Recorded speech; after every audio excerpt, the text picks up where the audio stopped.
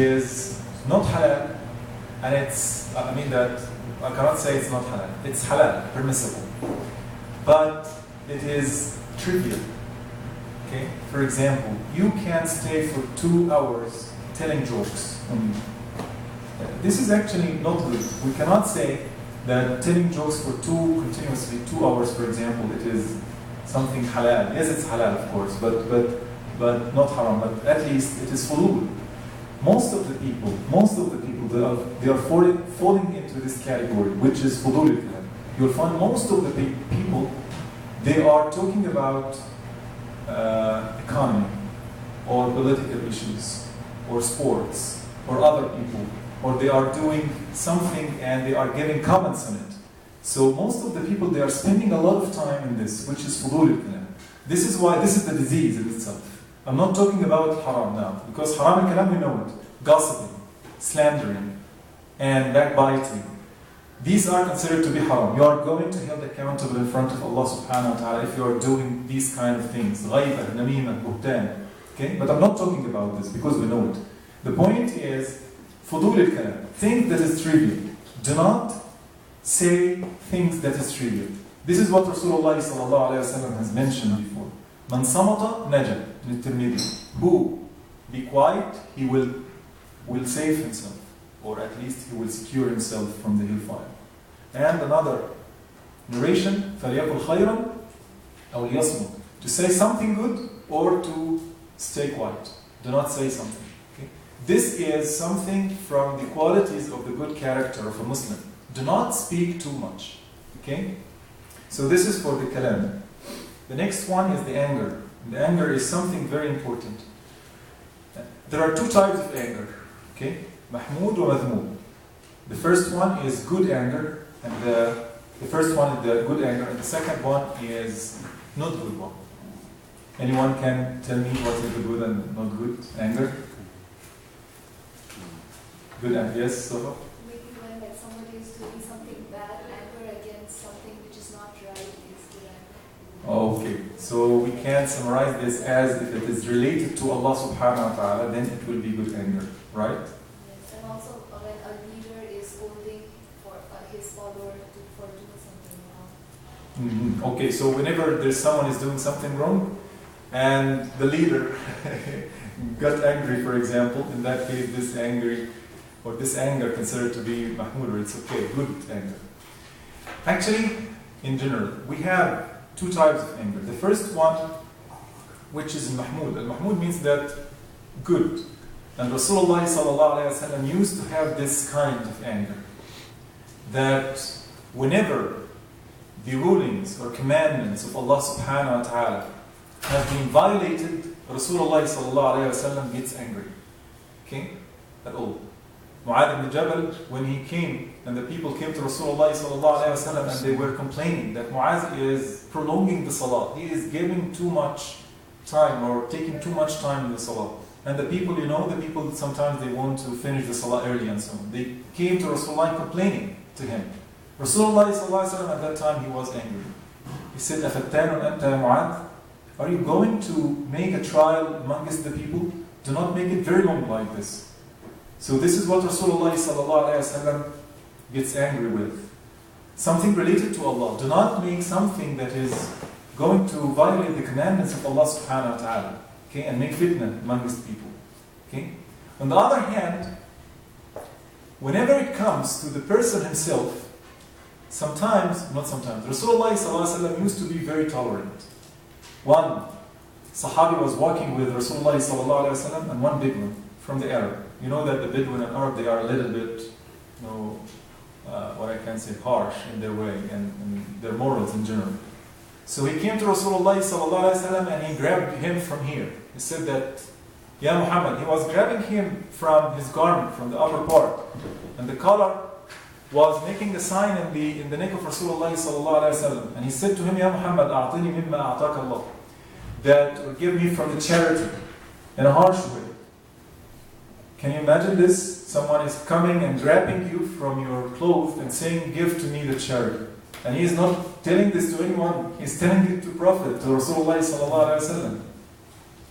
Rasulullah sallallahu alayhi wa sallam didn't do anything. He didn't even say a word. Just he said, "A'tuhu," means that give him from the charity. When it comes to the person himself, Rasulullah sallallahu alaihi wasallam himself, he was very tolerant with it. Anyone now, just not grabbing you from your collar, just he tries to give a comment on you, you are going to pick a fight with him. You are going to quarrel with him, right? Because we cannot control. How come you talk about me? And then you are going to pick a fight against him. This is not right. So we have two types of anger. And again, Rasulullah sallallahu alaihi wasallam, we have to overcome this by three different ways. The first one, conception, the right concept, which is mafhum, the conception of anger. Rasulullah sallallahu alaihi wasallam mentioned before, for the Sahaba, أَتَدْرُونَ مَنِ السُّرَعَ? Do you know who is the strong man? Or the really, this is the phrase, the strong man. So the Sahaba, they answered him, the strong man is someone like a wrestler, for example. A person that is nobody could take him down. So Rasulullah sallallahu alaihi wasallam addressed for them another thing, totally different, which is a paradigm shift. Rasulullah sallallahu alaihi wasallam shifted their point of view or their conception from the physical strength to another thing, which is abstract strength. He said, ليس الشديد بالسرعة إنما الشديد الذي يملك نفسه عند الغضب. But the strong person who can control his anger. So this is the concept, that you should control your anger in the first place. Second point, which is related to Siyam, which is related, very relevant to Siyam. Siyam, Rasulullah sallallahu alayhi wa sallam mentioned that in a hadith, that الصيام جنة فلا يرفث ولا يجهل ولا يجهل وإن امرؤ قاتله. If there is another one that is coming and trying to pick a fight with you, to quarrel with you, أو شاتمه, or to insult you, he insulted you, for example, then فليقل إني صائم مرتين, to say I am fasting 2 times. This is by wording. So the first one with the concept, the second one by saying something, uttering some words by your tongue. Okay? And the third one is something related to al-fi'l, to the implementation of it, which is, as Rasulullah sallallahu alaihi wasallam said, أنا زعيم ببيت في ربض الجنة لمن ترك المراء وإن كان محقا. If you are in a debate and you have a very strong argument, okay, and you are right, I'm not saying that you are not right, and the other person really, truly, he is wrong. In that case, if you are going to debate with him and you are going to get angry, then leave this debate. Leave this debate. Okay?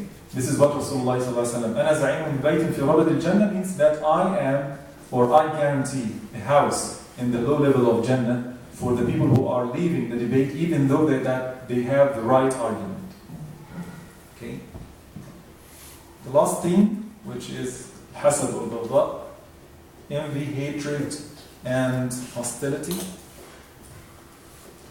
There is one hadith, I'm going to wrap up inshallah within 5 minutes, okay? So the people will not be, I feel the people that, okay? Inshallah, we are going to finish. But you said to me to have it in a very short time.